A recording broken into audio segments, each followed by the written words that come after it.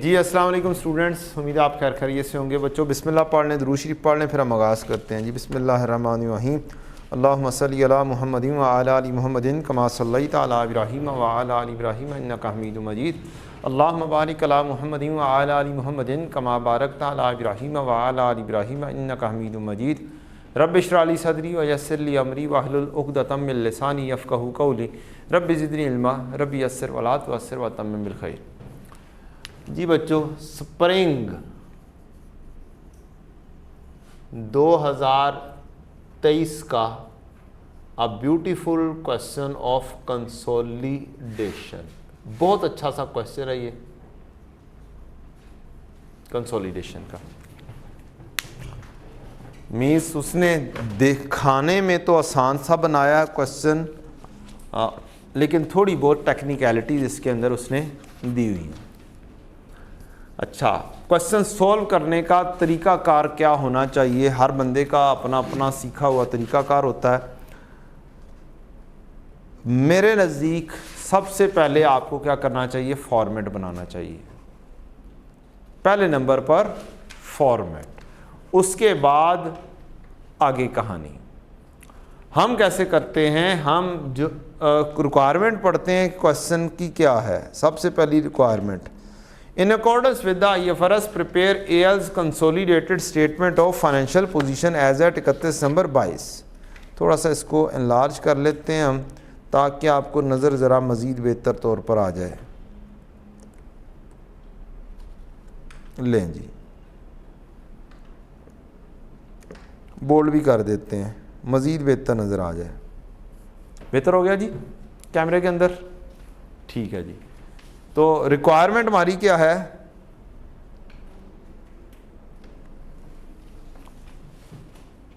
Consolidated statement of financial position की है। सबसे पहला काम, हम जाएंगे स्टेटमेंट ऑफ फाइनेंशियल पोजीशन पर। ये देखेंगे हमारे पास 2 आ रही हैं या 3 नज़र आ रही हैं, क्योंकि एक सब्सिडी होती है, एक एसोसिएट होती है और एक पेरेंट होती है। हमें सबसे पहले ये पता करना है पेरेंट कौन सी, सब्सिडी कौन सी। Summarise financial position of Aluminium Limited and Silver Limited, यहाँ तक तो नहीं पता चला। नीचे जाएंगे, यहाँ पर देखते हुए इन्वेस्टमेंट एट कॉस्ट AL में आ रही है, इधर कोई इन्वेस्टमेंट नहीं आ रही। तो यहाँ से आपको पता चल जाएगा ये पेरेंट है, ये सब्सिडी या एसोसिएट है। क्या है? सब्सिडी या एसोसिएट। पहली या दूसरी एडजस्टमेंट में आपको कहीं ना कहीं पे मिल जाएगा कि कौन सी पेरेंट कौन सी subsidy. On 1 January 22 AL acquired 70% in SL। यहाँ से पता चल गया आपको सब्सिडी कौन सी है, S, और A वाली क्या है, पेरेंट। तो आप क्या काम करेंगे? आप जाएंगे और फॉर्मेट के अंदर ये वाला डाटा पुट इन कर देंगे। क्या करेंगे? ये वाला डाटा पुट इन कर देंगे। पूरा डेबिट को डेबिट में, क्रेडिट को क्रेडिट में, बस आपने लिख देना है। आपके सामने ये डाटा है, मेरे पास हाथ में भी क्वेश्चन है, मैं इधर आके डाटे को जस्ट क्या कर दूंगा, पुट इन कर दूंगा। मैंने फॉर्मेट पहले से बना दिया। 7 4 अदद T अकाउंट्स बनाए हैं। पहला T अकाउंट कौन सा है? Adjustment account. ये यूज होगा फॉर वर्किंग ऑफ गुडविल। बेटा ब्लैक मार्कर जरा 1 2 और ला देना, ये ठीक नहीं है जी। ये सही है ये वाली, लेकिन ये ले जाएं। नहीं, इनक है इसके अंदर, बस लिखा वो अजीब सही जा रहा है। अगला है जी सब्सिडरी रिटेन्ड अर्निंग। एक है जनाब आपका कंसोलिडेटेड रिटेन्ड अर्निंग का अकाउंट, और एक है नॉन कंट्रोलिंग इंटरेस्ट का अकाउंट। ये 4 अकाउंट बनने ही बनने होते हैं। एक गुडविल की वर्किंग, एक सब्सिडी की रिटेन्ड अर्निंग, एक कंसोलिडेटेड रिटेन्ड अर्निंग, और एक नॉन कंट्रोलिंग इंटरेस्ट। ये हमें कैलकुलेट करना होता है।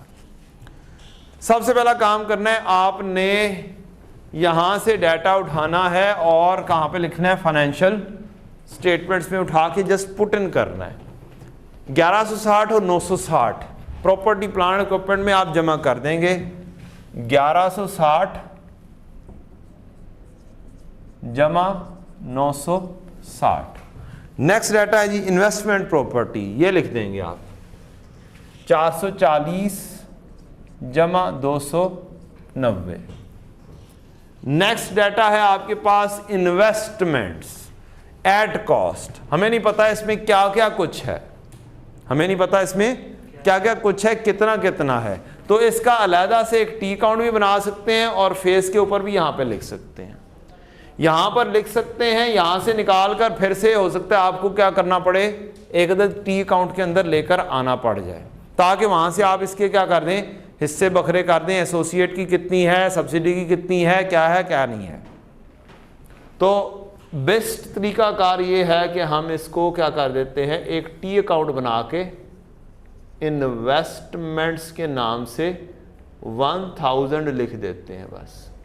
एज पर ट्रायल बैलेंस ये 1000 क्या आ रहा है डेबिट साइड पर, डेबिट वाली चीज डेबिट में, क्रेडिट वाली चीज क्रेडिट में जाएगी।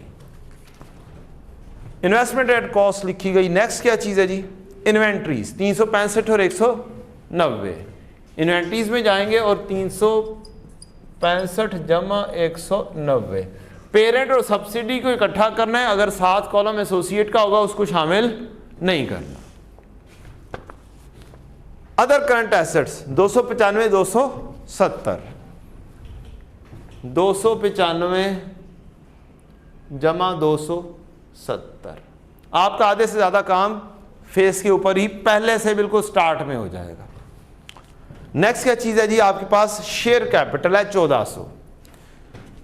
फेस के ऊपर सिर्फ पेरेंट का शेयर कैपिटल लिखना है, यहां पे क्या करना है, सिर्फ पेरेंट का यहां पर आता है 1900। सब्सिडी का शेयर कैपिटल हमने एक्वायर किया होता है, नेट एसेट्स में लेना होता है और ये वर्किंग ऑफ गुडविल में जाता है। कितना है जी 800। 1400 उधर आ रहा है, मैंने 1600 लिख दिया, 1900 लिख दिया, 1400 आना है जी 1400। और सब्सिडी का है हमारे पास 800, ये वर्किंग ऑफ गुडविल में जाता है। क्रेडिट होती है नेचर, क्या होती है जी इसकी नेचर, क्रेडिट होती है। हम यहां पर लिख देंगे एस का शेयर कैपिटल 800।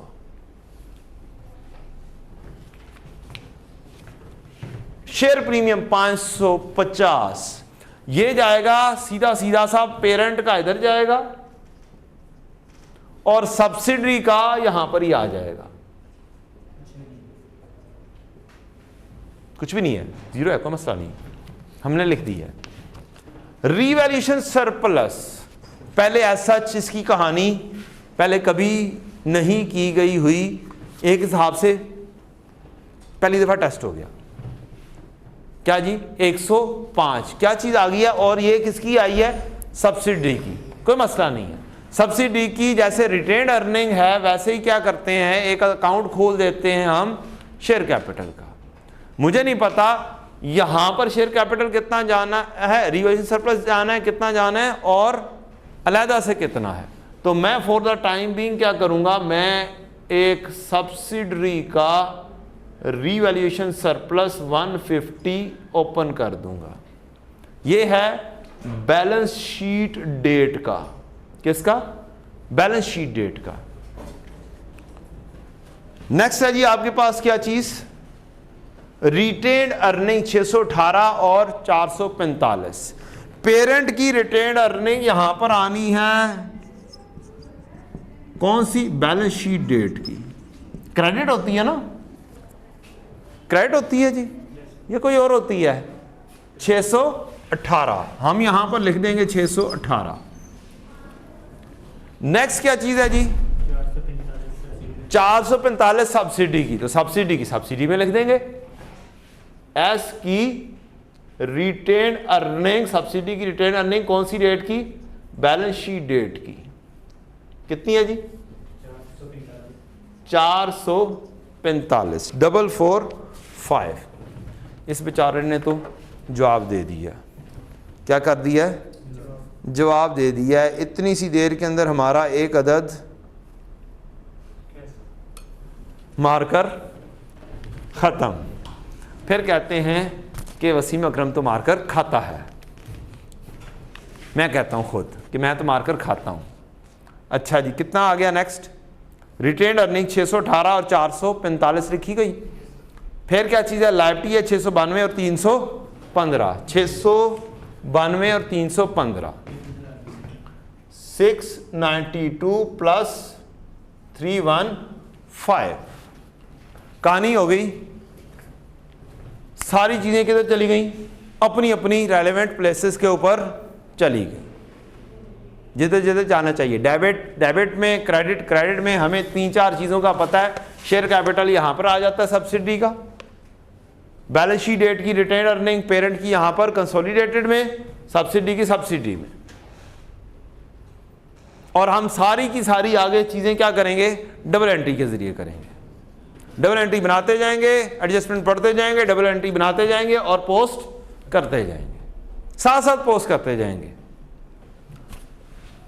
ले जी, एडजस्टमेंट नंबर 1 ऑन 1 जनवरी 22। हमारा साल कौन सा है? हमारा साल कौन सा है? 31 दिसंबर 22, साल के पहले दिन। 1 January 22 EL acquired 70% share holding in SL for the following consideration आ गई जी। Means investment. मुझे यहां पर इन्वेस्टमेंट इन सब्सिडी चाहिए, इस जगह पर यहां पर इन्वेस्टमेंट चाहिए, क्योंकि इन्वेस्टमेंट्स में से नेट एसेट वगैरह एडजस्ट करके क्या करेंगे? हम गुडविल बनाएंगे। और टोटल इन्वेस्टमेंट कहां पे पड़ी हुई है? यहां पर। इसमें से सेपरेशन करनी है हमें एसोसिएट की और सब्सिडी की, और अगर कोई और भी है तो। Issuance of 20 million share of AL after 1 month of acquisition. अभी से फौरी तौर पर नहीं, 1 महीने के बाद इशू होंगे। जब एक्वायर किया था मीन्स फरवरी को। The market price of AL share at the date of acquisition was 25। How the market price of increase market price increased to 27 each when shares were issued. The issuance of share has been recorded in AL's book at 27. Should it be written at 25 or should it be written at 27? 27 तो already है ना। उसने कहा है हमने record कितने पे किया है? 27 पर। मेरा क्वेश्चन है कि ये 25 पर लिखी जानी चाहिए थी या 27 पर लिखी जानी चाहिए थी? 25 पे लिखी जानी चाहिए। जनरली किस पर लिखी जानी चाहिए? 25 पर। क्या एंट्री पास होनी चाहिए? इन्वेस्टमेंट डेबिट और share capital credit. Original entry पूछ रहे हैं या ओरिजिनल एंट्री पूछ रहा हूँ। क्या होनी चाहिए, किस तारीख पर क्या होनी चाहिए? इन्वेस्टमेंट डेबिट और शेयर कैपिटल क्रेडिट, और उसके बाद 15 प्रीमियम और शेयर प्रीमियम। शेयर इशू तो 1 फरवरी को हुए हैं। आप 1 जनवरी को कैसे एंट्री पास कर सकते हैं? Investment debit share capital credit. उसने कहा इशू 20 शेयर आफ्टर 1 मंथ। हाँ जी, मुझे तो एंट्री पास करनी है एक हिसाब से जिस तारीख को मैंने एक्वायर किया है। How you can pass this entry investment debit और शेयर कैपिटल क्रेडिट? 1 जनवरी को तो एंट्री हुई नहीं। हमने एक्चुअली दे दिया, लेकिन हमने कमिटमेंट तो कर ली। इन्वेस्टमेंट तो हुई है, इन्वेस्टमेंट तो डेबिट होनी है, पक्की सच्ची सी बात है, इन्वेस्टमेंट डेबिट होनी है। How you can pass this entry on 1 जनवरी कि आपने शेयर कैपिटल इशू कर दिया है? वो तो अभी हुआ ही नहीं 1 जनवरी पर। हमने इन्वेस्टमेंट किया ना, जब उसे डेबिट कर रहे हैं तो हम उस कह रहे हैं कि शेयर देंगे लेकिन 1 महीने बाद, लेकिन उसे रिकॉर्ड तो करेंगे ना, क्योंकि हमने आज। बेटा मैं भी यही कह रहा हूं, आपने इन्वेस्टमेंट 1 जनवरी 22 को एंट्री पास करनी है, इन्वेस्टमेंट डेबिट करना है। What should be credited on 1 जनवरी, क्योंकि 1 फरवरी को शेयर कैपिटल हो रहे हैं। क्या हो रहे हैं? 1 जनवरी 22 को शेयर कैपिटल क्रेडिट हो रहा है। कितने से हो रहा है उसको कहानी को छोड़ देते हैं। फिलहाल उसने क्या की हुई है? एंट्री 27 के ऊपर की हुई है। कितने मिलियन शेयर? 20 million shares. उसने जो एंट्री पास की हुई है वो क्या पास की हुई है? उसने 1 फरवरी को ही एंट्री पास की है investment debit share capital credit और 20 मिलियन शेयर्स दिए हैं 27 पर, ये उसने एंट्री पास कर दी हुई है, ये बोल रहा है वो क्या कर रहा है, the issuance of share has been recorded in AL's book at 27 per share, उसने 27 के ऊपर रिकॉर्ड कर दी हुई है और उसने डेफिनेटली इन्वेस्टमेंट डेबिट की हुई है और शेयर कैपिटल क्रेडिट किया हुआ है 27 रुपए पे। 540 होता है नहीं, 27 दूना कितना होता है भाई, 540 होता है। 540 होता है, पक्की बात है ना, गलती ना कर दूं मैं। वेरी ब्यूटीफुल क्वेश्चन, बहुत अच्छा सा क्वेश्चन है जी। एंट्री क्या होनी थी, एंट्री वही है, होनी क्या चाहिए। चलें मैं ये पूछता हूं आपसे, शेयर्स इशू करने थे 2 साल बाद, अब बताएं क्या एंट्री होनी चाहिए। ये तो 1 महीने बाद की कहानी हो गई ना, शेयर्स इशू होने थे 2 साल बाद, कि 2 साल बाद शेयर इशू करेंगे ही वाली कहानी है, तो क्या यकम जनवरी को एंट्री पास करोगे। आपने माशाल्लाह सारी पढ़ी हुई है, एंट्री तो आनी चाहिए। What should be the entry,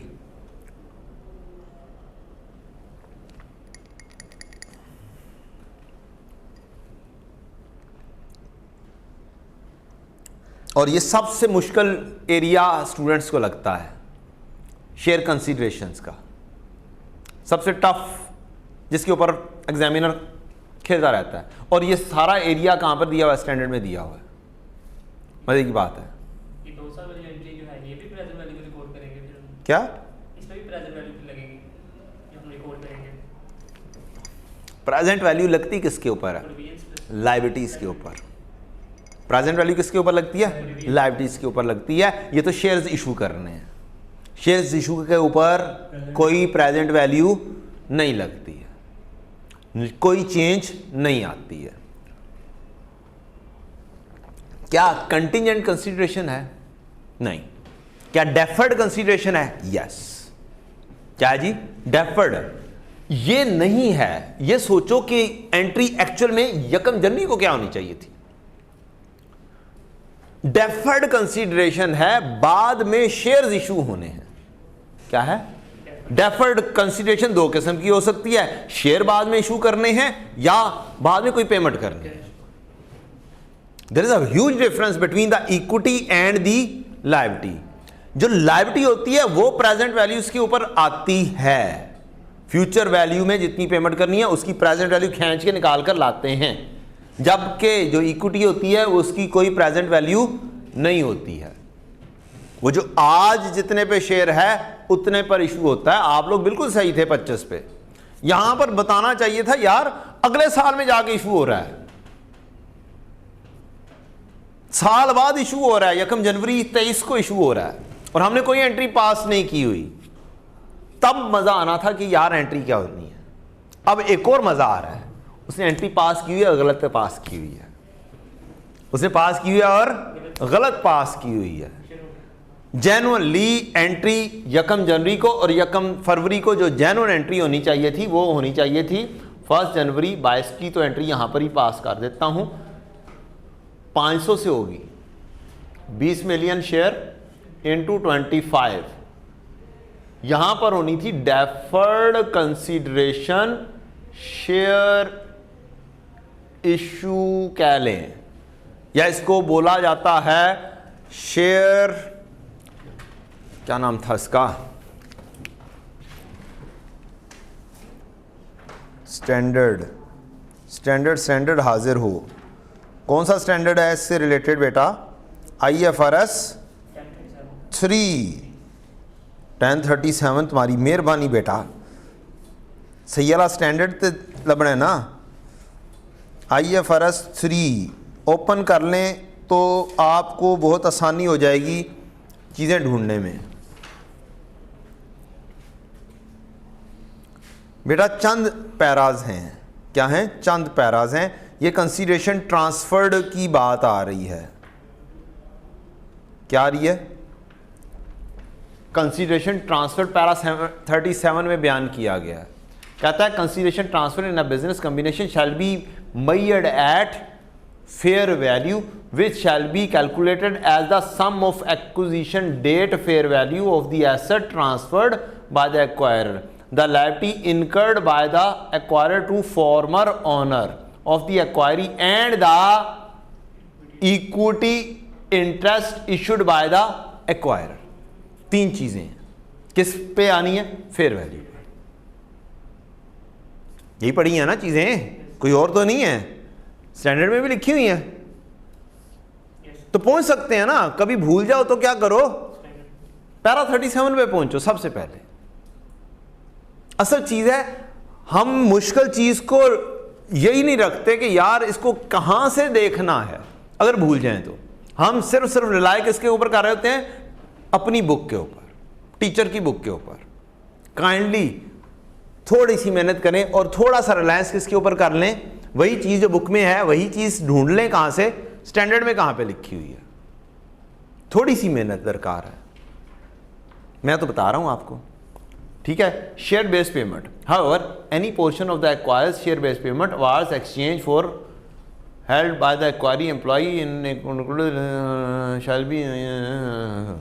para कौन सा लिखा हुआ है आगे? पैरा 30 कौन सा लिखा? पैरा 30 लिखा हुआ है शायद, para 30 share based payment transactions.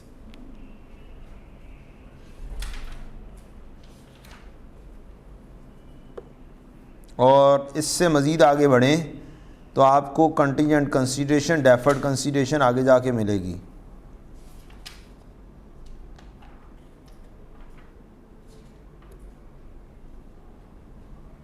Contingent liability, contingent consideration,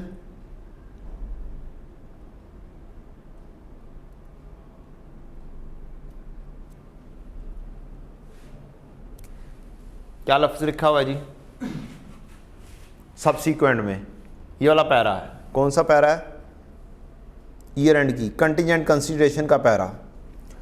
contingent consideration classified as equity shall not be remeasured and its subsequent settlement shall be accounted for within equity. ये equity में ही रहेगा, इसमें कोई मूवमेंट नहीं आनी। ठीक, means 25 के ऊपर ही लिखा जाना चाहिए, बाद में 27 के ऊपर नहीं जाना चाहिए। और आपने यही चंद पैराज के ऊपर ही किया हो ना, तो आप दोबारा से देख के कह सकते हैं हाँ यार इसने तो नहीं चेंज होना था, इक्विटी वाली चेंज ने चेंज नहीं होना। वैसे ही आपको जनरली बता दिया है इक्विटी चेंज नहीं होती, इक्विटी चेंज नहीं होती, लायबिलिटी प्रेजेंट वैल्यू पे जाती है, लायबिलिटी चेंज होती है। So simple. अब उसने एंट्री पास करनी चाहिए थी, ये कर दी हुई है। ये हम दरमियान में से इस चीज को वैसे ही निकाल देते हैं कि यार बाद में इशू होना था, साल बाद इशू होता तो बस शेयर कैपिटल नहीं लिखना था, डेफर्ड लिखनी थी आपने। अब आप शेयर कैपिटल भी लिख सकते हैं क्योंकि आपके साल में इशू हो चुका हुआ है, लिहाजा आपको टेंशन नहीं होनी चाहिए। क्या अब मैं शेयर कैपिटल करने लगा हूं, शेयर कैपिटल तो सही हुआ है लेकिन नहीं, 40 से ज्यादा हुआ है। क्या हुआ है? 40 से शेयर कैपिटल ज्यादा इशू हुआ है। क्या फेस वैल्यू भी गलत हुई होगी या शेयर प्रीमियम गलत हुआ होगा? 20 मिलियन असल में एंट्री क्या होनी चाहिए थी? 20 मिलियन शेयर कैपिटल, इन्वेस्टमेंट 500 से 20 मिलियन शेयर्स हैं। कितने मिलियन? शेयर कैपिटल 20 इंटू 10 200 से होना चाहिए था। शेयर प्रीमियम कितने से होना चाहिए था? 300 से होना चाहिए था। और हमने क्या कर दिया हुआ है, शेयर कैपिटल 200 से ही किया हुआ है और शेयर प्रीमियम कितने से कर दिया हुआ है? 340। असल में ये एंट्री होनी चाहिए थी, ये एंट्री होनी चाहिए थी। हमने तो जल्दी में लिख दी थी ना आसानी के लिए, असल में ये एंट्री होनी चाहिए थी। ये सही वाली है, ये रॉन्ग वाली है, ये ओरिजिनल, ये रॉन्ग। रेक्टिफाइंग एंट्री क्या बनेगी? शेयर प्रीमियम को क्या कर दो? डेबिट कर दो, और इन्वेस्टमेंट को क्या कर दो? क्रेडिट कर दो। समझ लग गई जी? टेंशन तो नहीं? कितने से? 40। अब मैंने ये वाली एंट्री जो ही पास की, रेक्टिफाइंग एंट्री, मुझे क्या करना है? जाके इसको पोस्ट करना है। The fastest approach to delete, क्या करना है मुझे? पोस्ट करना है। शेयर प्रीमियम क्या हो रहा है? डेबिट हो रहा है। क्रेडिट में से डेबिट लेस होता है बेटा, रूल क्रेडिट में credit add, debit less, debit में डेबिट ऐड और credit less. Share premium debit, investment किधर लिखा हुआ है, ये इन्वेस्टमेंट क्रेडिट 40 गई कहानी। पहली एंट्री शेयर प्रीमियम, यहां पे शेयर प्रीमियम लिख दी, कहानी खत्म। नहीं भी लिखा तो बस वर्किंग है, निकल गया। और शॉर्ट में लिख सकते हैं, कोई प्रॉब्लम नहीं है।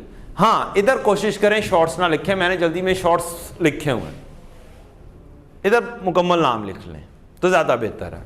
टाइम ना हो तो शॉर्ट्स भी चलेंगे। नेक्स्ट एंट्री क्या है जी, मैंने आपको थोड़ा वो स्टैंडर्ड का पैरास भी दिखा दिए हैं और ओरिजिनल फॉर्म में भी दिखा दिया है, समरी भी दिखा दूंगा, टेंशन नहीं। मेरे पास समरी भी बनी पड़ी हुई है, ये देखें, ये ऊपर समरी बनी पड़ी है। ओह इतनी लंबी समरी, उप्स, ये है जनाब परचेज कंसीडरेशन की समरी। पैरा 37 इन्वेस्टमेंट है, fair value of asset given, liability towards former owner, former और वसीम अकरम हो या फलाना हो या टमकाना हो, equity issued at fair value of peace share.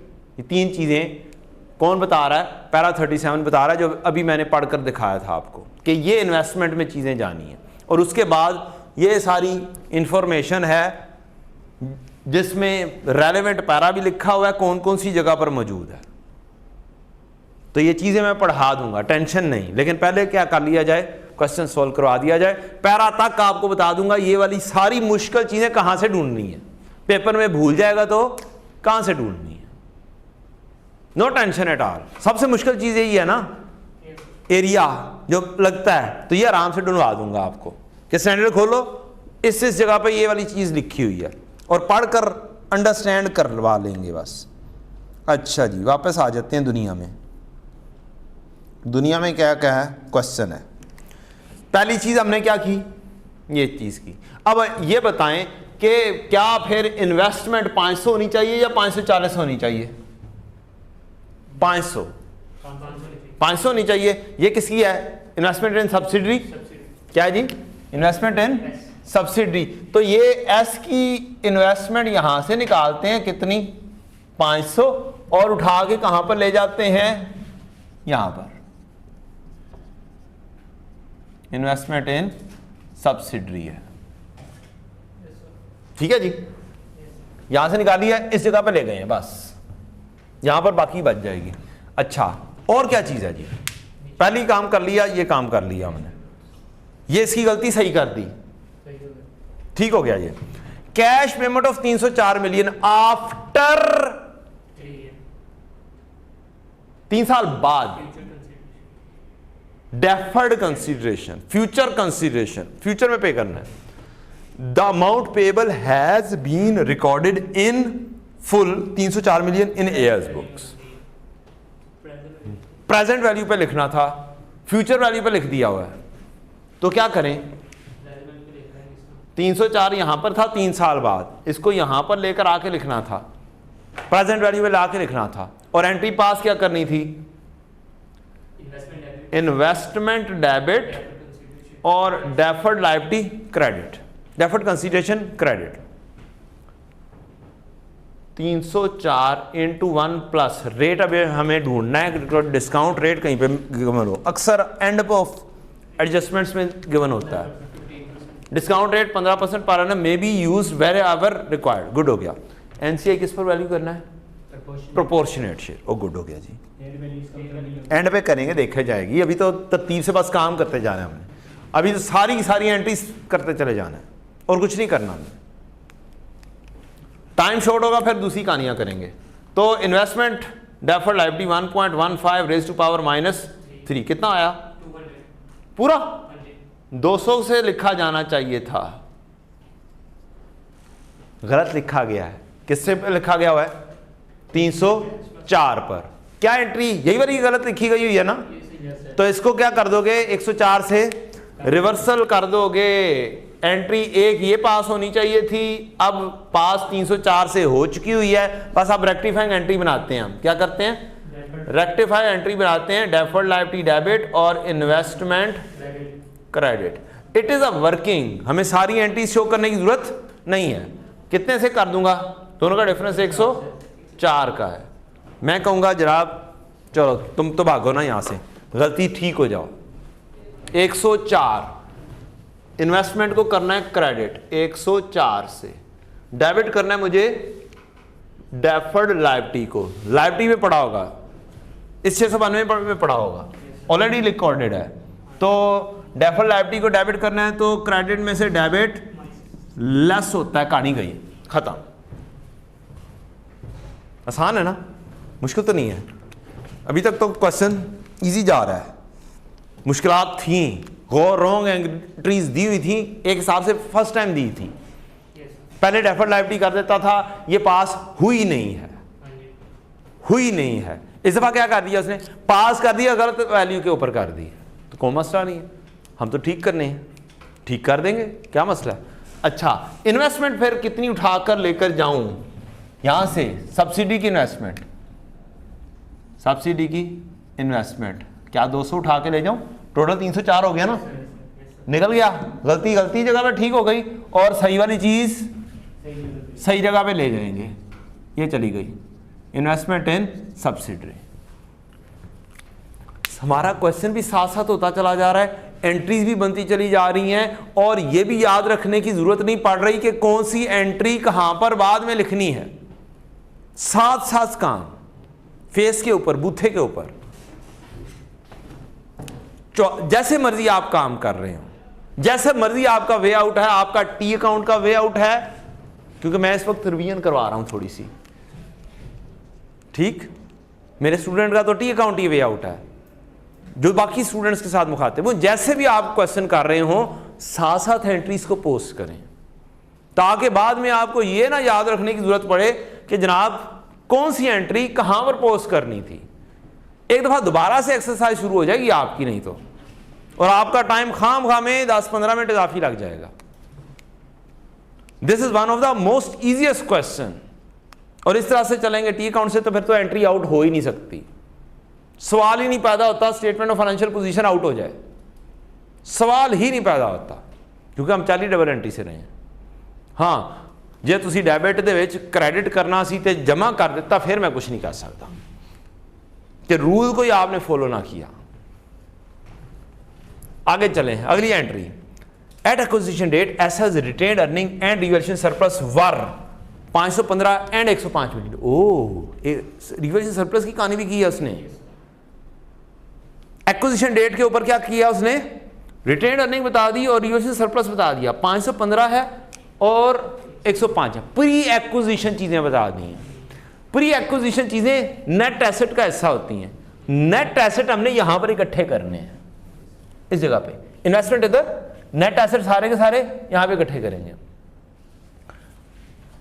ये बैलेंस शीट डेट की है, यहां से हम एंट्री निकालेंगे 515, ये SRE है, एडजस्टमेंट अकाउंट में जाएगा, प्री एक्विजिशन रिटेन्ड अर्निंग है, ये डेबिट होगा, ये क्रेडिट होगा, डबल एंट्री पूरी।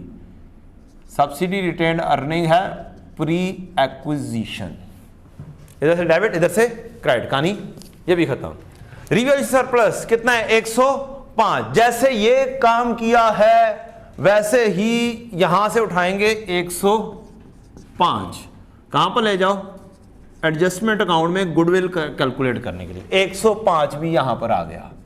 ये डेबिट, ये credit, revaluation surplus, pre acquisition, net asset सारे के सारे क्या करने हैं, यहां पर लेकर आने हैं। ईयरली एडजस्टमेंट पूरी हो गई।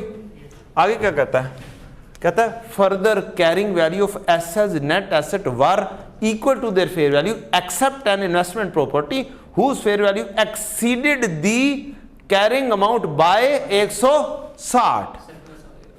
ज्यादा है हमारी वैल्यू, नेट एसेट हमारी किताबों में कम है, एक्चुअल में ज्यादा है। इसकी एंट्री बन जाएगी आपकी इन्वेस्टमेंट प्रॉपर्टी डेबिट और adjustment account credit, net asset credit. ठीक है, कोई नेट एसेट बोलता होगा हमने एडजस्टमेंट अकाउंट में इकट्ठे करने हैं तो हम उसको क्रेडिट बोल देंगे, कितना, 160। इन्वेस्टमेंट प्रॉपर्टी डेबिट, डेबिट में डेबिट, ऐड होता है 160, इन्वेस्टमेंट प्रॉपर्टी के सामने लिखा है हाँ, और 160 क्रेडिट, फेयर वैल्यू एडजस्टमेंट है ये, क्या है जी, फेयर वैल्यू एडजस्टमेंट है इन्वेस्टमेंट प्रॉपर्टी की। अच्छा यहां पर इसके उलट लिखा होता तो फिर कैसे करना था, इसके उलट लिखा होता, कहता कि कम है तो फिर क्या होना था, फिर इसके उलट एंट्री होनी थी, जेन्युइनली एडजस्टमेंट अकाउंट डेबिट और इन्वेस्टमेंट प्रॉपर्टी क्रेडिट होनी थी। लेकिन लिखना फिर कैसे है, अब मैं ये वाली पोस्ट करके बताने लगा हूं, बाद में इसको रिमूव कर दूंगा ताकि तरीका मुकम्मल पता चल जाए लॉस की सूरत में। फिर क्या होगा, हमने इन्वेस्टमेंट प्रॉपर्टी क्या करनी थी, क्रेडिट करनी थी, यहां से क्या कर देना था, माइनस कर देना था, और अब यहां पर डेबिट नहीं करना, जनरली एंट्री के मुताबिक यहां पर डेबिट हो रहा है, लेकिन नेट एसेट सारे यहां पे इकट्ठे करने हैं, ठीक। क्रेडिट में डेबिट क्या होता है, लेस होता है, रूल क्या जी, क्रेडिट में डेबिट लेस होता है, तो मैंने डेबिट करना था मैंने, लेकिन लिखना यहां पे है, मजबूरी है, ताकि मेरे यहां पर टोटलिंग आ जाए, तो मैंने यहां पे बस क्या कर देना था, ब्रैकेट में लिख देना था, और रूल क्या है, क्रेडिट में डेबिट लेस होता है, कहानी खत्म। मैं अब रिवर्स करने लगा हूं, समझा मैंने दिया आपको, डन हो गया जी। अब हम इसको डिलीट कर देते हैं। अगली चीज नेक्स्ट क्या जी,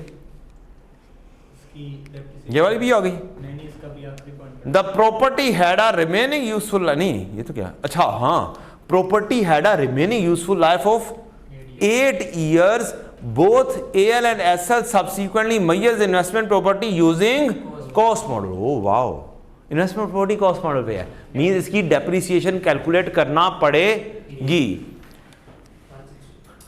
160 लाइफ कोई बताई हुई है, 8 साल, 8 साल,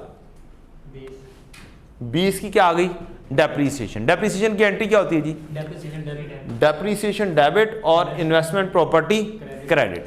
किसकी है ये इन्वेस्टमेंट प्रॉपर्टी, सब्सिडरी की, तो फिर ये कहां पर जाएगी, सब्सिडरी की रिटेन्ड अर्निंग को डेबिट करेगी, प्रॉफिट एंड लॉस है ना, तो अल्टीमेटली रिटेन्ड अर्निंग में जाता है, किसका है, सब्सिडरी का। इन्वेस्टमेंट प्रॉपर्टी कौन सी है, उसकी है, तो ये 20 की एंट्री हम बनाएंगे और ये वाली एंट्री पास कर देंगे, सब्सिडी रिटेन अर्निंग डेबिट और इन्वेस्टमेंट प्रॉपर्टी क्रेडिट। अब अगर आपका दिल करता है कि एग्जामिनर को बताएं कि मैंने वर्किंग कहां पे की है, अगर दिल करता है तो यहां पर लिखो जे, क्या करो, ABCDEF, ए लिख दो, यहां पर लिख दो जे, ढूंढो जी जे कहां पे मैंने लिखा हुआ है, बजाय इसके कि वर्किंग 1 2 3 4 5 6 लिखा जाए, क्या करो, जो फाइनल कंक्लूडेड अमाउंट है उसको ABC लिखो और वहां पे लिख दो कि ये जे से लेकर आया हूं, देख लो कितनी ABC दूर चली जाएगी, 2 पेजेस के ऊपर क्वेश्चन खत्म हो जाता है। आगे बढ़े, नेक्स्ट कहां पे पहुंच गए आप, 2 एडजस्टमेंट्स हो गई, तीसरा पॉइंट जरा ऐसे कर लेते हैं ताकि नजर आए, AL follow the cost model whereas SL follow the revaluation model. AL कौन है, पेरेंट, पेरेंट की पॉलिसी फॉलो होनी चाहिए, सब्सिडरी फॉलो कर रही है revaluation model for subsequent measurement of property plant and equipment. If SL had adopted the cost model, अगर subsidiary cost model follow कर रही होती, SL would not have recorded revaluation surplus of 45 million on 31 December 22, तो उसने revaluation surplus record ही ना किया होता year and पर। इसका मतलब है रिवर्स कर दिया जाए, जो सरप्लस ने रिकॉर्ड किया हुआ है वो क्या कर दिया जाए, रिवर्स कर दिया जाए, ताकि एक सेम पॉलिसी के ऊपर हम आ जाएं। एंट्री रिवैल्यूएशन सरप्लस डेबिट और property plant and equipment credit कितने से, 45 से। एडजस्टमेंट नंबर कौन सी है जी, 3। सेम पॉलिसी फॉलो होनी चाहिए, किसकी, पेरेंट की। 45 debit, parent property plant equipment credit, -45। ये जनाब थर्ड एडजस्टमेंट का पार्ट है, के से लेकर आया हूं मैं। थर्ड एडजस्टमेंट का पार्ट है, के से लेकर आया हूं। और पीपीई क्या कर रहे हैं, हम क्रेडिट कर रहे हैं। इत्तफाकिया तौर पर ये कितना हो गया, नील हो गया। ना नील होता तो हम इसके दो हिस्से बखरे करके पोस्ट एक्विजिशन में ले जाते। ऐसे हो ही जाना था, ख़त्म ही करना था, क्योंकि पेरेंट की पॉलिसी फॉलो हो रही है। आसान एडजस्टमेंट खत्म हो गई, तीसरी एडजस्टमेंट गई, चौथी adjustment. During the year SL made a sale of 150 million. ये तो रूटीन की एंट्री है, इन्वेंट्री की, अनरियलाइज्ड प्रॉफिट की, to AL at 20% markup. 40% of these goods are included in AL's closing inventory. Markup है, मुझे नहीं पता आप लोग कैसे वर्किंग करते हैं, हम फार्मूले के जरिए वर्किंग करते हैं। 150, 2-3 वैल्यूज आपको लिखनी होती हैं। अब सेल कर कौन रहा है ये देखना है, कौन कर रहा है, एस ने पी को की है, यस एस ने पी को की है। आप यहां पर बस ऐसे लिख लेंगे, एस ने किसको किया है, पी को की है। क्या किया जी, सेल की है कितने की, 150, और अनसोल्ड कितना है जी, 150 का 40% यानी 60, और अनरियलाइज्ड प्रॉफिट कितना है, मार्कअप का फार्मूला है तो 60 डिवाइड बाय 1.2 मल्टीप्लाई बाय 0.2।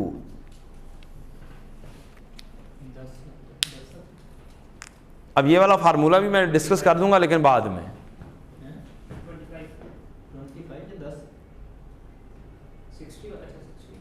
60 बनता है ना, अनरियलाइज्ड प्रॉफिट उसके ऊपर निकालना है ना, 40%, 15 चौका 60, 60 का 10 ही आ रहा है, पक्की बात है। अब आप लोग अपने हिसाब से वर्किंग कर लीजिएगा, जैसे भी आप वर्किंग करते हैं, नो टेंशन। अब इस वक्त कन्वर्ट करने वाला वो चांस नहीं है, इसके ऊपर ज़रूर आप कन्वर्ट कर सकते हैं अगर आपको ये आसान लगे तो, लेकिन इस तरीके पे इस वक्त ज़रूरत नहीं है।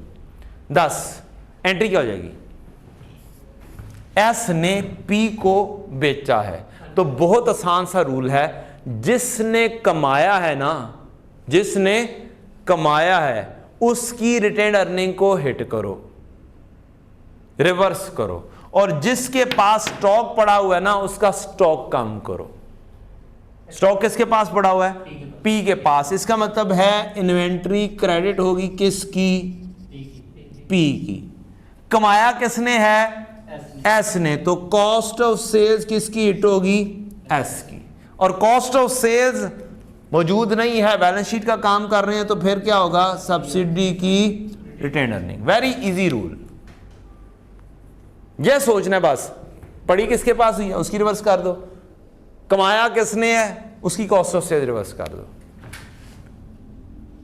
थोड़ा सा रट्टे से पाक, 10 की एंट्री ये हो जाएगी। एडजस्टमेंट नंबर कौन सी है जी, 4 एडजस्टमेंट की होगी। एसआरई डेबिट, एसआरई ये कौन सी चीज थी, 20 था, इन्वेस्टमेंट प्रॉपर्टी। एडजस्टमेंट नंबर ये जे से आई थी, ये जनाब। नेक्स्ट क्या चीज है जी, एंट्री आई है 10, अनरियलाइज्ड प्रॉफिट है S2P का, S2P का, सब्सिडी रिटेन डेबिट और inventory credit. Subsidy retain debit, inventory कहाँ पे पड़ी है, यहाँ पे -10। एडजस्टमेंट नंबर 5 है, 4 है, 4 है जी। डन हो गया बच्चों, ये तो आसान एडजस्टमेंट थी। नेक्स्ट क्या चीज है जी, on 1 July 22 AL acquired 5 million shares representing 25% share holdings in Platinum Limited for 91 million. Oops, ये तो एसोसिएट लग रहा है। 25% शेयर होल्डिंग ली है 91 मिलियन की। On acquisition date the fair value of PL share, P का शेयर, पी कौन है जी, पी एसोसिएट है, उसने नाम ही उल्टे कर दिए। AL बना दिया पेरेंट और PL बना दिया एसोसिएट। स्टूडेंट्स को आदत क्या होती है, पी लिखने की, पेरेंट लिखने की, पी से पेरेंट, ए से एसोसिएट, उसने उसी के नामों का उल्टा कर दिया, परखच्चे उड़ा दिए उसने, बस इतना सा तंग किया। गौर से देखना है, एएल ने 25% लिए किसके, पीएल के 91 मिलियन लगा के। एक्विजिशन डेट पे फेयर वैल्यू ऑफ एज शेयर वाज 17 ईच। क्या हमें इसके शेयर से कोई गर्ज है कितने पे चल रहा है? हमें तो इन्वेस्टमेंट से गर्ज है कि कितनी है, और ये इससे गर्ज है कि हमने खरीदे कितने हैं, 25% खरीदे हैं। एएल हैज नॉमिनेटेड एक director out of 5 director on the board of PL. इसका मतलब क्या है? एसोसिएट है। क्या है? यहां से भी एसोसिएट पता चल रहा है, और कहां से पता चल रहा है? एसोसिएट 25% से भी पता चल रहा है। शायद उसने तंग करने की कोशिश की हो यहां पे देखे। अच्छा, क्या मेरा 91 मिलियन क्या है? इन्वेस्टमेंट है।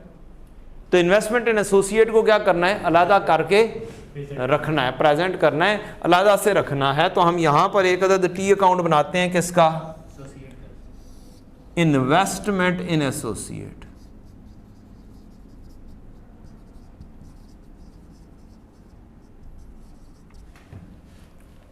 $91 किधर से खींच के ले आओ? यहां से, इधर से निकाल दो इन्वेस्टमेंट इन एसोसिएट, इधर से निकाल दो और इधर खींच के लिख दो इन्वेस्टमेंट इन एसोसिएट। आगे क्या कहता जी?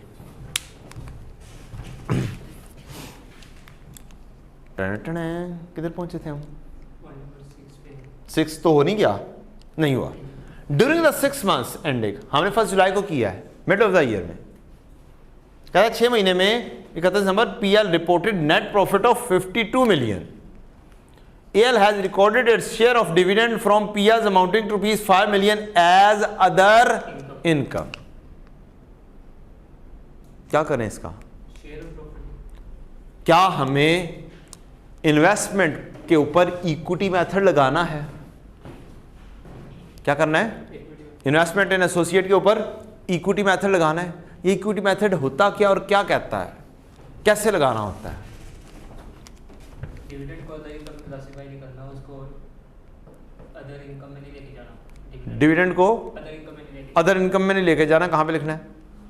Share of profit in associate में लेके जाना है इसको। Share of profit in associate में लेके जाना है। वो तो बेटा प्रॉफिट एंड लॉस में जाता है। शेयर इन प्रॉफिट वो तो बना ही नहीं रहे। हाँ, तो सीआरई में जाएगा, कंसोलिडेटेड रिटेन अर्निंग में जाएगा। अच्छा, और इन्वेस्टमेंट को क्रेडिट करते हैं। इन्वेस्टमेंट में इसको इन्वेस्टमेंट में कम करेंगे और उसमें लेके जाएंगे। कम और ज़्यादा वाली कहानी जो है ना, बड़ी ही मुझे बड़ी और लगती है। डेबिट एंड क्रेडिट की कहानी खेडनी है। क्या करनी है? गलतियों से पाक कहानी करनी है। स्टैंडर्ड कहता है, कौन से वाला स्टैंडर्ड? 28 IS 28। कौन सा मेथड है? Equity method. क्या कहता है जी? कहता है अंडर द इक्विटी मेथड, और इसके ऊपर 8 मार्क्स तक का क्वेश्चन इंडिपेंडेंट आ सकता है। सिर्फ किसके ऊपर? इक्विटी मेथड के ऊपर। Under the equity method on initial recognition the investment in associate और joint venture shall be recognise at cost. Cost पे लिखा गया। कहानी खत्म। अगली कहानी है, आगे क्या कहता है? And the carrying amount is increased और decreased to recognise the investor's share of the profit और loss of the investee. Increased, profit होगा तो इंक्रीज, लॉस होगा तो डिक्रीज। बहुत ही आसान सी 2 एंट्रीज हैं बेटा। क्या है? 2 एंट्रीज एसोसिएट से रिलेटेड, ये बस याद कर लें। एक एंट्री है रिसीवेबल डेबिट और इनकम क्रेडिट, और दूसरी एंट्री है कैश डेबिट रिसीवेबल क्रेडिट। यही करते होते हो ना बचपन में, बचपन से ये एंट्री पास करते रहे हो ना। डेटर डेबिट सेल्स क्रेडिट और कैश डेबिट डेटर क्रेडिट। तो अब हमने इन्वेस्टमेंट की हुई है किस में, एसोसिएट में। ये असल में क्या है, रिसीवेबल का अकाउंट है। यहां से करोगे बहुत जिंदगी सुकून में रहेगी। दो एंट्रीज, रिसीवेबल डेबिट और इनकम क्रेडिट। इनकम कहां पे लिखी जानी है, CRE में लिखी जानी है, ARE की, ए की रिटेन अर्निंग के नाम से, रिसीवेबल डेबिट और इनकम क्रेडिट। दूसरी एंट्री कैश डेबिट और रिसीवेबल क्रेडिट। ये क्या है, जो डिविडेंड रिसीव किया है, क्या है, डिविडेंड रिसीव्ड जो किया, ये वो एंट्री है। So simple. मैंने तो क्या किया है, ये वाला पैरे को लिख दिया है, increased investment in associate and the carrying amount. Carrying amount किसकी, इन्वेस्टमेंट इन एसोसिएट की, is increased by investor shares of profit and loss. Distribution received from an investee reduce the carrying amount of the investment. कहानी खत्म। ये increase कर रहा है, ये decrease कर रहा है, रिड्यूस कर रहा है, जो पैसे आ गए। पैरा नंबर कौन सा है, para number 10 of IAS 28। Equity method को अप्लाई कर दिया हमने। सो इजी, दो एंट्रीज के जरिए। अब हम एंट्रीज पास करते हैं अपने क्वेश्चन से। कहता है 6 महीने में कितना कमाया उसने, 52 मिलियन। मैंने अपना शेयर लिखना है, पीस शेयर लिखना है। 52 का कितना आना चाहिए है, 52 का 25% हमें रिसीव करना है। हमारा शेयर कितना बनता है, 13 एंट्री रिसीवेबल डेबिट और इनकम। इनकम कहां में जानी है, CRE में, ए की रिटेन अर्निंग या ए का प्रॉफिट। कौन सा, पोस्ट एक्विजिशन शेयर। एक्विजिशन के बाद का शेयर मेरा 13 बनता है। डेबिट क्रेडिट, कहानी डेबिट एंड क्रेडिट में खत्म। इन्वेस्टमेंट डेबिट, इनकम जो कि कहां पे लिखी जाएगी, CRE में, पोस्ट एक्विजिशन शेयर। ये डेबिट, ये क्रेडिट, कहानी खत्म। अब जो उसने लिखा हुआ है पहले से, दूसरी एंट्री क्या आनी चाहिए, जो पैसे ले लिए हुए हैं। AL has recorded its share of dividend from PL amounting to ₹5 million as other income लिख दिया हुआ है। इट मीन्स उसने यहां पर लिख दिया हुआ है, इसमें लिख दिया हुआ है। मेरी एंट्री क्या होनी चाहिए थी, कैश डेबिट रिसीवेबल क्रेडिट। लिखा क्या गया हुआ है, लिखी होनी चाहिए थी कैश डेबिट रिसीवेबल क्रेडिट या इन्वेस्टमेंट क्रेडिट। ये होनी चाहिए थी कितने से, 5 है ना। मैंने क्या कर दिया हुआ है, कैश डेबिट और क्या लें, CRE क्रेडिट। ऑलरेडी ये हो चुकी हुई है, अल्टीमेटली कहां पे पहुंच गई हुई है, अदर इनकम CRE में। पेरेंट की retain earning balance sheet date 618 में मौजूद है। अब ठीक करने के लिए क्या करूं, ये रॉन्ग है, कैश तो सही है, ये तो क्रेडिट होगी, CRE डेबिट होगी। समझ लग गई थी। CRE को डेबिट कर दो और इन्वेस्टमेंट इन एसोसिएट को क्रेडिट कर दो 5 से। ये हमारी रेक्टिफाइंग एंट्री हो गई। CRE डेबिट कितने वे, ऐथे होनी है, ऐथे कितना, 5। डिविडेंड रिसीव्ड, जो मर्जी लिख दो। इन्वेस्टमेंट इन एसोसिएट में जा रही है जी 5, ये आ गया 5 क्रेडिट। डेबिट एंड क्रेडिट हमेशा बराबर होते हैं, क्वेश्चन आउट कभी भी नहीं हो सकता। जहां पे अटकोगे वहां पर क्या होगा, खुद बोलेगा क्वेश्चन भाई गलती कर रहा है, डबल एंट्री रोकेगी तुम्हें गलती से। किससे? गलती से। एक साइड ठीक की है यार, दूसरी साइड डेबिट ही जानी चाहिए, क्रेडिट नहीं जानी चाहिए। गलतियों से रुक जाओगे। स्टेटमेंट फॉर्म में बना रहे होगे, रट्टा सिस्टम नहीं पता होगा, प्लस करना है माइनस करना है, गलती होगी होगी, आउट होगा ही होगा। इस तरीके से कभी आउट नहीं होगा, क्वेश्चन आउट नहीं होगा। हां, एडजस्टमेंट गलत हो सकती है, मींस प्लेस आपने करनी थी यहां पर, कर दी यहां पर, यह पॉसिबिलिटी जरूर है कि आप गलती से गलत जगह पर प्लेस कर दो। यहां पर प्लेस करनी थी, यहां पे प्लेस कर जाओ, यहां पे प्लेस करनी थी, यहां पर तो नहीं लेकर जाओगे। एनसीआई में तो बहुत थोड़ी सी चीजें जाती हैं, या सीआरई में और एसआरई के अंदर गलतियां कर सकते हो। या किसी ना समझ लगेगी यार, बिल्कुल ना समझ लगेगी ना, कोई ना कोई अकाउंट उठा के यहां से हिट कर दोगे ना, एक साइड ठीक हो जाएगी, क्या हो जाएगी, लेकिन स्टिल आउट नहीं होगा। परेशान जरूर हल्के से हो सकते हो यार, अब मैं क्या करूं, लेकिन रुक जाओगे गलती करने से, फौरी तौर पर रुक जाओगे, क्योंकि क्रेडिट हो गया तो डेबिट होना है। आप आगे चलो जी, आगे क्या है, कौन सी एडजस्टमेंट हो गई? 6 हो गई, 7 करनी है। L sold a machine, oh yes, machine आ गई। किसने बेची है? पेरेंट ने। किसको? Having a carrying value of 60 million to PL 4 108। कितना कमाया? 48 कमा लिया। The remaining useful life of the machine at the time of disposal was 4 साल।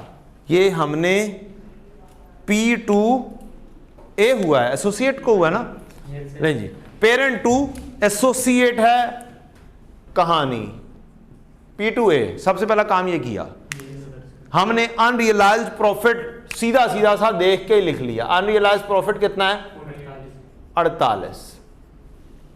एक काम, इसमें चूंकि मशीनरी है लिहाजा इसकी डेप्रीसिएशन भी नेट ऑफ करनी है, ये तो हमें पता है। लेस कर देंगे हम इसकी डेप्रीसिएशन।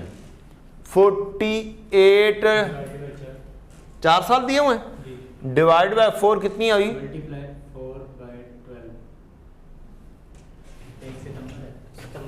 कब हुआ जी? 1 सितंबर को है। ठीक हो गया जी, बिल्कुल सही कहा। कितने बटा 12 मल्टीप्लाई बाय 4 बटा 12, क्या आंसर आया? 4। ये लेस कर देंगे, नेट कितना हो गया? 44। इसके ऊपर पीज का शेयर लेना है, पेरेंट्स शेयर 44 इंटू 25%, ये आ गया 11। एंट्री किससे होनी है? 11 से। अब देखना है एंट्री होनी क्या है। सर ये प्रॉब्लम है, तो बड़ा छोटा सा रूल आपको बताया है। प्रॉफिट कमाया किसने? पेरेंट ने। और मशीन पड़ी किसके पास हुई है? एसोसिएट। इसका मतलब है आपने एंट्री पास करनी है इसकी कॉस्ट ऑफ सेल्स डेबिट, और कॉस्ट ऑफ सेल्स या इनकम डेबिट, बेटा पीस का शेयर। पड़ी किसके पास हुई है मशीनरी? पड़ी किसके पास हुई है? एसोसिएट के पास। ठीक है, पहले मैं वो वाली एंट्री बनाने लगा हूं जो रूटीन की होती है। क्या जी? जो रूटीन की होती है। प्रॉफिट कमाया किसने? पेरेंट ने। इसका मतलब है पेरेंट का प्रॉफिट कम होना चाहिए। डन, वो डेबिट हो जाएगा। पीज प्रॉफिट कम होना चाहिए, डेबिट होना चाहिए। डन। और पड़ी किसके पास हुई है मशीनरी? इसका मतलब है पीपीई एसोसिएट की क्रेडिट होनी चाहिए। डन। कितने के साथ? 11 आपस का। अब हम इसके ऊपर जाएंगे कि जनाब हमारे पास चीज है कौन कौन सी। क्या पीस का प्रॉफिट हमारे पास ही है? यस। हमारे पास है किस नाम से? सीआरई। सीआरई डेबिट कर दो 11। अनरियलाइज्ड प्रॉफिट कौन सा? मशीनरी का, पॉइंट नंबर 7 और पॉइंट नंबर 7 और जो मर्जी लिख देता है। जौन सा मर्जी लिख दें, unrealised profit, piece share, piece share 11, ये डेबिट हो गया। क्रेडिट क्या है? पीपीई क्रेडिट होना है। पीपीई किस चीज का हिस्सा है? नेट एसेट का। क्या है जी? Net asset. नेट एसेट को हमारे पास कौन सी चीज रिप्रेजेंट कर रही है? ये कर रही है। तो इस वजह से आप क्या कर देंगे? क्रेडिट किसको कर देंगे? इन्वेस्टमेंट को क्रेडिट कर देंगे इन ए। 11 के साथ ये क्या हो जाएगी? क्रेडिट हो जाएगी। इन्वेस्टमेंट इन ए क्रेडिट और CRE debit. Unrealised profit P2A। कहानी खत्म। हम साथ साथ क्या करते जा रहे हैं? एंट्रीज। ओ यस, आखिरी entry. A fair value loss of 22 million needs to be recorded in respect of A's remaining investment। बाकी की जो इन्वेस्टमेंट है उसमें से 22 मिलियन का क्या करना है? लॉस बुक करना है। तो इन्वेस्टमेंट यहां कहीं पे लिखी थी, इन्वेस्टमेंट क्रेडिट कम हो गई, और fair value loss of P जो कि अब किस में मौजूद है? CRE में। CRE debit, investment credit, CRE debit 22। आप आउट नहीं होंगे। डेबिट एंड क्रेडिट आपको आउट नहीं होने देगा। Fair value loss investments,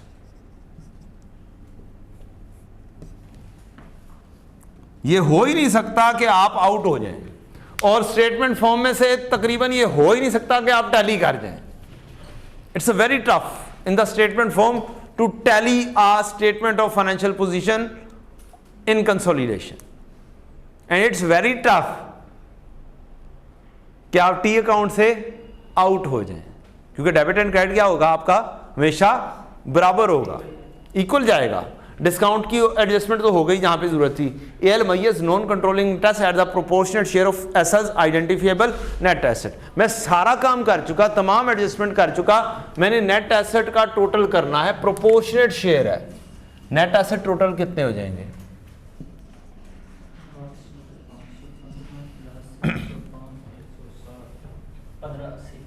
1580। सही वाले बताना। 1580 वाली चीजें ली हैं मैंने, नहीं अभी पूरी 1580 की 75% ली हैं चीजें, ऐसे ही है ना। मैं क्या करूंगा? डबल एंट्री पास करूंगा। क्या 25% NCI का हिस्सा है? मैं क्या करूंगा? यहां से लेकर जाऊंगा NCI में प्रोपोर्शनेट शेयर 1580 का 25%। कहां पर? यहां पर। कहां से जाएगा ये? एडजस्टमेंट अकाउंट से आएगा। प्री एक्विजिशन शेयर कितना? 395। क्रेडिट में से डेबिट लेस खुद भी खुद हो गया, और मेरी डबल एंट्री आउट भी नहीं हुई। ये डेबिट हो गया, ये क्रेडिट हो गया, डन हो गया। क्यों बच्चों? ठीक है जी।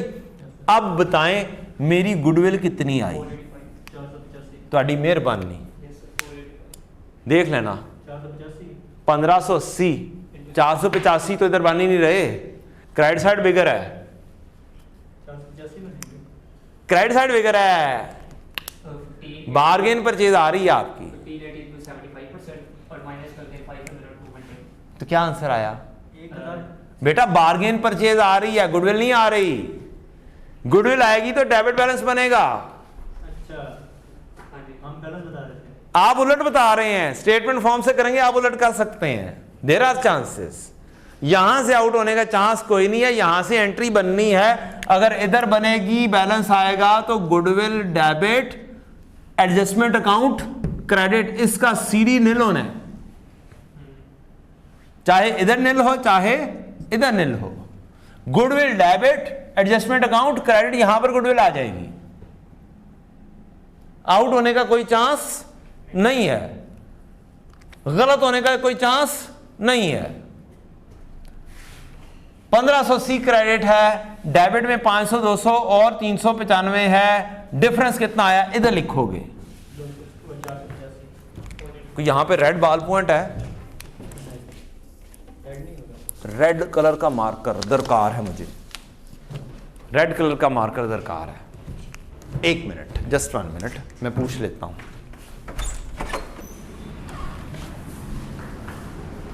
बंदा निश्ता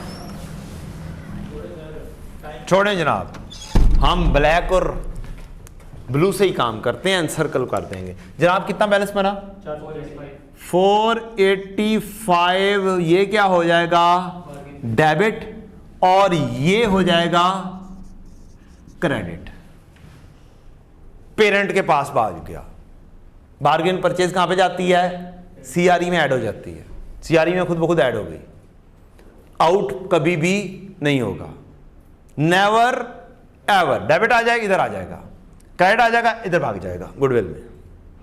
सॉरी, ये डेबिट बैलेंस आएगा तो ये क्रेडिट हुआ तो ये इधर डेबिट हो जाएगा, इधर ये डेबिट हुआ तो ये क्रेडिट हो जाएगा। बार्गेन परचेज आई है, सीआरई को कर दो, और ये आप एडजस्टमेंट अकाउंट से ले आए, और ये है आपका बार्गेन परचेज। अभी तो और बड़ी मजेदार कहानी है इस क्वेश्चन में। ये कहानी हो गई, ये वाला अकाउंट खलास। गुडविल आती तो गुडविल इधर आ जानी थी, नहीं आई तो इधर आ जाएगी। ये वाली एडजस्टमेंट लाजमी आती है अगर हम सीसोकी बना रहे हो, consolidated statement of comprehensive income बना रहे हो, लेकिन consolidated statement of financial position में अक्सर नहीं आती। उधर तो प्रॉफिट एंड लॉस में भी जाके इसकी एडजस्टमेंट होनी होती है, इस वजह से देता है वो कि करंट ईयर के अंदर एक्विजिशन हुई है, प्रॉफिट एंड लॉस में एडजस्टमेंट करो, ठीक। लेकिन बैलेंस शीट में वेरी रेयर है कि बार्गेन परचेज उठा के ले आए, और बैलेंस शीट में वो ले आया। आ गई, हमें आदत पड़ी हुई है प्रॉफिट एंड लॉस में ज्यादा। यार देखो गौर से, बार्गेन परचेज तो नहीं आ रहा, कहीं पे भी लेकर आ सकता है, हमने डबल एंट्री से बस चलते जाना है। अब आ जाएंगे इधर, which side is bigger? Debit side. Normally credit side bigger होती है। इधर से इसमें से माइनस करते हैं हम, और क्या करते हैं, यहां से दो इससे ट्रांसफर करते हैं, पोस्ट एक्विजिशन इधर और पोस्ट एक्विजिशन इधर, बाकी का हिस्सा। लेकिन अब क्या हुआ? अब लॉस आ गया है। क्या है? Post acquisition loss, which is tested for the first time in history. और जब स्टेटमेंट फॉर्म होगा तो वहां पर बड़ा मसला होगा, यहां पर मसला होना ही नहीं है। क्यों? ए क्रेडिट हो जाएगा तो ए डेबिट हो जाएगा तो ए भी डेबिट हो जाएगा, ठीक है। डेबिट एंड क्रेडिट से कहानी मुश्किल बिल्कुल भी नहीं है, आउट होने का सवाल ही पैदा नहीं होता। दिस साइड इज बिगर, बताओ कितना शेयर ट्रांसफर करना है, टोटल बताना है बस आपने।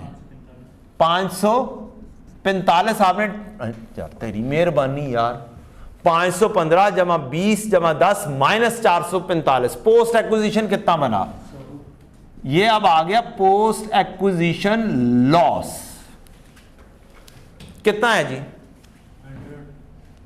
515 जमा 20 535 जमा 10 545 माइनस 445, 100 का लॉस है। इसमें 75% किसका है? पेरेंट का, और 25% किसका है? एनसीआई का। तो मैं यहां पर क्या करूंगा, इधर एनसीआई लिखूंगा 25 और सीआरई में ले जाऊंगा 75। ये क्रेडिट होगा तो ये क्या हो जाएगा? डेबिट हो जाएगा। ये क्रेडिट हो जाएगा तो ये डेबिट हो जाएगा। Very easy. Post acquisition share मुश्किल तो नहीं है ना, डेबिट एंड क्रेडिट से कतन ये मुश्किल नहीं है, जिधर मर्जी जो मर्जी हो जाए। लेकिन स्टेटमेंट फॉर्म से हम परेशान बहुत ज्यादा होंगे, बिलीव में बहुत परेशान होंगे। अगर आप को 2-3 दिन लगा के अपने आप को शिफ्ट कर सकते हैं ना इसके ऊपर, तो शिफ्ट हो जाए, पेपर में आउट नहीं होंगे। सिर्फ 2-3 दिन की प्रैक्टिस है। क्वेश्चन उठाएं, वही वाले अपने क्वेश्चन जो आपने सॉल्व किए हुए हैं वही उठाएं, टी काउंट से सॉल्व कर दें। आप कभी आउट नहीं होंगे, सवाल ही नहीं पैदा तो आप आउट हो जाएं। It's very easy to deal in the T count. मैं आउट हुआ नहीं, इधर डेबिट एंड क्रेडिट पूरा ही करना है, उठा के ट्रांसफर करना है। इधर से 75 ये क्रेडिट है तो ये डेबिट, क्या करूं, SRE post acquisition share. Normally क्या होता है, यहां पे बैलेंस बनता है, यहां से क्रेडिट इधर आता है, यहां से क्रेडिट इधर जाता है, उसके हिस्से 2। अब लॉस आ गया, सो व्हाट, 75 इधर से आएगा, इधर आ जाएगा, ये क्रेडिट तो ये डेबिट, ये क्रेडिट तो ये डेबिट। आप आउट बिल्कुल भी नहीं होंगे। अब क्या चीज रह गई है, सिर्फ सीडी बनाना रह गया। ये वाला लेजर 100% खत्म हो जाएगा, नील करना है। ये वाला लेजर 100% खत्म करना है, नील करना है। एंड पर बस ये 2 लेजर बच जाएंगे। या फिर कोई और कंसोलिडेटेड रिजर्व हैं, जैसे ये एक रिजर्व है, अगर सब्सिडी का कोई कंसोलिडेटेड रिजर्व है वो भी इसी तरीके से डील होगा, same way out. T count बनाएंगे, रिजर्व का उठाएंगे, यहां पर प्री एक्विजिशन उठा के यहां पे फेंक देंगे, जो बाकी का हिस्सा होगा वो कुछ सीआरई में आएगा, कुछ एनसीआई में आ जाएगा। इजी, टेंशन ही कोई नहीं, जितने भी आ जाएंगे। मैं सरप्लस को देख रहा था यार, सरप्लस का क्या करेंगे, रिवैल्यूएशन सरप्लस आ गया था। अगर हम किसके ऊपर चल रहे होते, हम रिवैल्यूएशन के ऊपर ही चल रहे होते, ये वाली एडजस्टमेंट नहीं होनी थी। फिर क्या होना था, इस 45 ने इधर आना था, कुछ इसका अलग से सरप्लस आ रहा होना था, पेरेंट का भी सीआरई में नहीं जाना था, काइंडली रिटेन अर्निंग नहीं है। फिर पेरेंट का भी सरप्लस आ रहा होना था, ठीक, कंसोलिडेटेड सरप्लस में लिखना था, अलग से लाइन आइटम होनी थी। लेकिन जो सब एनसीआई का ऐसा वो इधर आ जाना था, बिल्कुल वैसे ही जैसे इससे इधर भेजने हैं और इससे इधर भेजने हैं, सेम वे आउट में इसने इधर इधर चला जाना था, ठीक। एक हिस्सा इधर और एक हिस्सा अलग से पेरेंट का रिवैल्यूएशन सरप्लस आ रहा होना था, ऐसे पेरेंट का revaluation surplus, consolidated revaluation surplus. फिर ये 45 के 2 हिस्से कर देने थे हमने, चलो भाई 75-25 के अंदर बांटे जाओ, ओ गए। ये क्रेडिट एक हिस्सा इधर और एक हिस्सा इधर, और उसको फिर क्लोजिंग ले लेना था हमने, इजी। सीडी बताएं जी, एनसीआई का सीडी 395 में से 25 गए, 360 70। सीआरई का बैलेंस बताएं,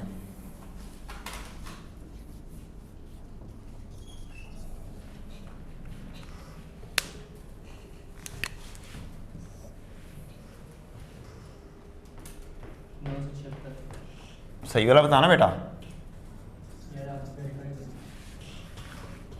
सीआरई 976, एनसीआई 370, 550 में से 40 गए, 510, 1400 लाइबिलिटीज का टोटल 315 माइनस 104, 903 टोटल।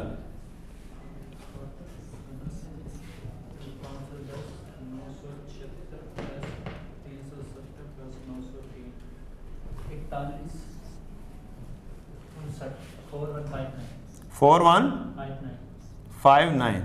अगर आपने टोटल सही किया ना तो ये मैच होगी, मैच कर लें, सवाल ही नहीं पैदा आउट हो जाए। 20 कितना जी, 20 20 75, 8 870। एक चीज़ मिसिंग है, टैली नहीं होगी, इन्वेस्टमेंट बाकी का बैलेंस नहीं लेकर आए। यहाँ से बैलेंस आना है बाकी का इन्वेस्टमेंट का, इसका सीडी नहीं लेकर आए आप। 545 तो वहाँ पे लेके इसका सीडी निकाल देते हैं। हम डिफरेंस यहाँ पे लेके सीडी बना देते हैं, ये भी सही है। चलें जल्दी करें, क्रॉस वेरीफाई उधर से कर लेंगे। 43 कितना है जी? 43 उधर डिफरेंस 43 का आएगा। क्या आएगा? इधर डिफरेंस 43 का आएगा। 545 ये कितना हो गया जी? 545 ये कितना हो गया?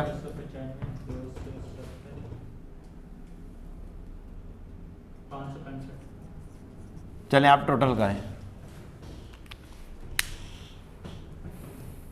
नहीं मैच हो रहा। 80 4098 40 से 40 से 18 यहाँ पे जो 976 निकाला ना, इसकी जगह 123। कहाँ पे? 976 CRE वाला। हाँ। 123 आ रहा है। कितना आ रहा है? 123 मैंने कहा था इसने गलत कुछ ना कुछ निकालना है। 10 1003 देखा ना शहजादे ने, और ये 903 तो सही था। ये CRE 1003। अब दोनों साइड चेंज हो जाएंगी, पता नहीं क्या मैच होता है कि नहीं होता। ये हो नहीं सकता कि मैच ना हो। 41 86 वही आ रहा है। मैच है दोनों। यार पुत्र ना कर यार, मैं ते टी काउंट हैगा ते डबल एंट्री पास करदा रहा, ते हो नहीं सकता सी पुत्र जी के आउट हो जावे। नहीं आ रहा है।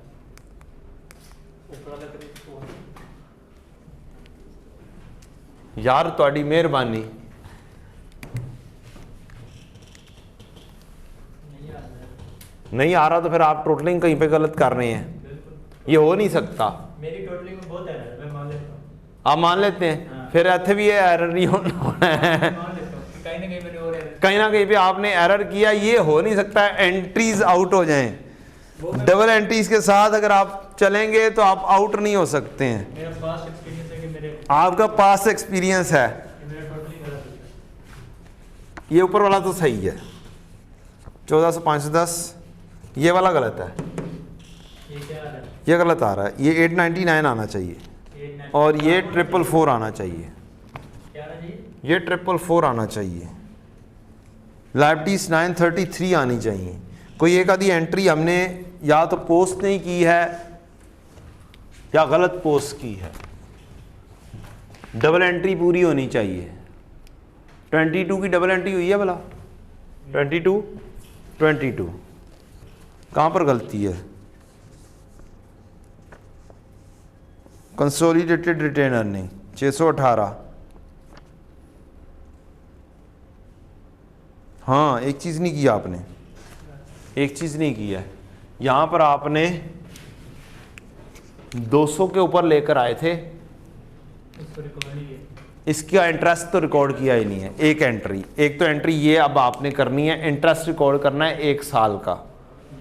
एक एंट्री ये मिसिंग है, आंसर से मिसिंग है। इंटरेस्ट एक्सपेंस डेबिट और डेफर्ड लायबिलिटी क्रेडिट 200 के ऊपर कितना परसेंट रेट था? 15% रेट था। 30 की एंट्री ये होनी चाहिए। इंटरेस्ट एक्सपेंस किस में लिखा जाएगा? CRE में लिखा जाएगा। इंटरेस्ट एक्सपेंस डेबिट 30 से और डेफर्ड लायबिलिटी क्रेडिट 30 से। एक तो ये गलती मिली हमें, लेकिन ये एंट्री गलत होने से आउट तो नहीं हुआ। नहीं आउट होने का नहीं बनता, ठीक है। आप एंट्री मिस कर सकते हैं, आउट नहीं हो सकते, ये मसला है। अच्छा जी, और क्या क्या चीज़ की है जनाब ने? 13 ऐड हुआ है, 5 लेस हुआ है, 11 लेस हुआ है, 3 हो गए। 70 के साथ पोस्ट एक्विजिशन लॉस्ट 70 आ रहा है जी। इधर 75 क्यों लाई कर आए आप? 70% और 30% है या 75 और 25% है हमारा? SRE में कुछ हुआ, वो SRE वाले लेजर में कुछ हुआ, सब्सिडी वाले रिटेन है। शेयर कितना है? 70% है। एक तो ये एंट्री आपने 75 और 25 के साथ करवाई है। एसोसिएट ये भी सही करें, 70 और 30% करें। एक ये गलत करवाई गई है, ये 30 आएगा, ये 70 आएगा। इसकी वजह से बैलेंस यहाँ पर 365 बन रहा है और ये पता नहीं क्या बन रहा है, ये भी देखते हैं जी। तो ये 70 हो गया। इन्वेस्टमेंट इन लॉस, अब एंट्री, अब बैलेंस बनाएं कितना बनता है।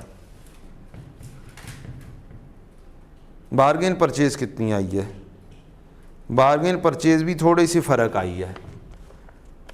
ये बच्चा जी यहाँ पर भी गलत है, 25% नहीं है, ये 30% लेकर आए। सबसे पहले शेयर ही हम भूले हुए हैं, परसेंटेज ही भूले हुए हैं। 75-25 कर रहे हैं, 70-30 करनी है। 70-30 करें जी, तो 1% हम गलत ले रहे हैं। ठीक है जी, जल्दी नहीं बचानी है। कितनी है जी, 474। ये इधर से जाएगा इधर, 474। अब बताएं बारगेन परचेज कितना आ रहा है, सीआरई में कितना लेकर जाऊं? 406। पक्की बात है, हाँ अब सही है।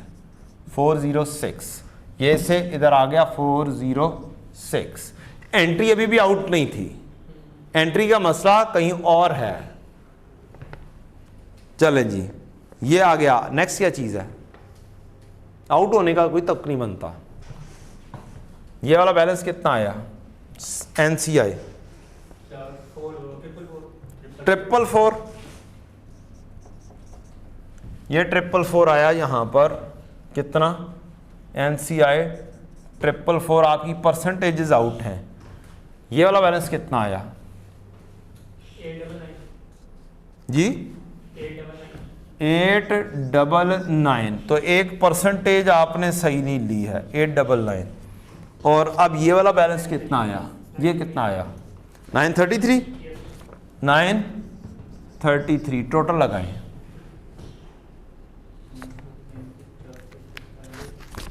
तो एक गलती हुई थी हमसे, घर में बैठे हुए बच्चों, आप दूर से कह रहे हो सर जी 30% है, 30% है, 25% ना लो। 4186 टोटल है। यप, हाँ पहले भी यही था। नहीं, आउट नहीं हो सकता बेटा, आउट नहीं हो सकता। इधर उधर टोटलिंग का कोई मसला हुआ है आपका, दैट इज नॉट पॉसिबल। कि परसेंटेज अगर गलत भी हो गई हो तो बारफरकेट इधर इधर हो रहा है। एनसीए 5% इधर चला गया तो आउट नहीं होता बेटा, आपकी परसेंटेज गलत ली गई है, आपकी टोटलिंग में मसला था। जी जी, ये तो ठीक है, टोटलिंग में मसला था और कोई मसला नहीं था। मैंने तो जस्ट क्रॉस वेरिफिकेशन किया है। पूरे क्वेश्चन में जो मैं चीज भूला था वो इंटरेस्ट भूला था, कि मैं इंटरेस्ट नहीं चार्ज किया। ठीक, लेकिन क्वेश्चन आउट फिर भी नहीं था। ठीक, क्योंकि डबल एंट्री नहीं हुई थी। ठीक है, तो डबल एंट्री की बेसिस के ऊपर जब आप चल रहे हैं, आप कोई चीज भूल सकते हैं, आउट होने का सवाल नहीं होता। आप पेपर में यहां पे लाके छोड़ सकते हैं, लेकिन बी कॉन्फिडेंट आपका क्वेश्चन आउट नहीं होगा। नेवर एवर, मेरा नहीं हुआ कभी। जब से मैं पढ़ा रहा हूं ना, मेरा कंसोलिडेशन हो, फाइनल अकाउंट हो, मेरा क्वेश्चन आउट नहीं हुआ कभी। रीजन, मैं डबल एंट्री से चलता हूं। डबल एंट्री आपने पोस्ट की है तो सवाल ही नहीं पैदा होता, चाहे आपका फाइनल अकाउंट हो, चाहे आपका कंसोलिडेशन का फाइनल अकाउंट हो, कि ये आउट हो जाए। अल्हम्दुलिल्लाह, हाँ टोटलिंग एरर की वजह से आउट हो जाए तो हो जाए, जेनुअली कॉन्सेप्चुअली एरर नहीं होगा। हाँ, टॉप ने किया, 495 लिखना था, 465 लिखा गया, हो गया हो गया हो गया हो गया हो गया। जल्दी में मुझे नहीं याद रही थी परसेंटेज, मैंने दोबारा से देखी भी नहीं, आप भी नहीं बोले, 30 है किसी, उसकी वजह से मैं थोड़ा सा काम इजाफी करना पड़ गया। बच्चों, घर में बैठे हुए बच्चों, आपकी मेहरबानी होगी। I do have a very huge journal entries जो कि होनी है, जो कि होती हैं। ये टी अकाउंट है, उसके एडजस्टमेंट अकाउंट में क्या क्या कुछ होगा, एसआरई में क्या क्या कुछ एंट्रीज आएंगी, सीआरई में क्या क्या कुछ कब कब होगा, एनसीआई में क्या क्या कुछ कब कब होगा, फिर प्रॉफिट एंड लॉस से रिलेटेड क्या क्या कुछ एडजस्टमेंट कैसे उठानी है, वो सारा का सारा तरीकाकार मौजूद है मेरे पास with the journal entries, all the journal entries जो कि होती हैं, जो कि हो सकती हैं, माइट भी। अब इसके अंदर जैसे ये लॉस की आ गई एंट्री, मैंने ये वाली एंट्री नहीं लिखी होगी, it's a very logical thing. मैंने शायद प्रॉफिट की जरूर लिखी हो, रूटीन में वो आ रही थी, ये फर्स्ट टाइम आ गई है। मैंने अपने स्टूडेंट्स को अल्हम्दुलिल्लाह करवाई हुई थी कि भाई लॉस आ जाएगा तो बस ऐसे इधर इधर जाना है, ठीक, अगर आ जाएगा तो ठीक। तो मैंने क्वेश्चन देखा है, मैंने कहा यार जबरदस्त लॉस आया हुआ, ब्यूटीफुल क्वेश्चन, ठीक है। तो कोई मसला इंशाल्लाह नहीं होगा। कोई एक आधी एंट्री गलत कर सकते हो लेकिन आउट नहीं होगा काइंडली। कोई वर्किंग गलत कर सकते हो आप कि आपकी कैलकुलेशन ही गलत हो गया, या ये आप ये भूल जाएं कि यार इसे नेट ऑफ लेना है, या आप ये हो सकता है कि आप इसका पीस शेयर ना कैलकुलेट करो, देयर इज अ पॉसिबिलिटी। लेकिन अगर वो चीज़ें ठीक हैं तो आपका क्वेश्चन बिल्कुल 100% 20 में से 20 मार्क्स आपको देगा इंशाल्लाह, 18 में से 18 देगा। Thank you very much. आज के लिए इतना ही। अस्सलाम वालेकुम।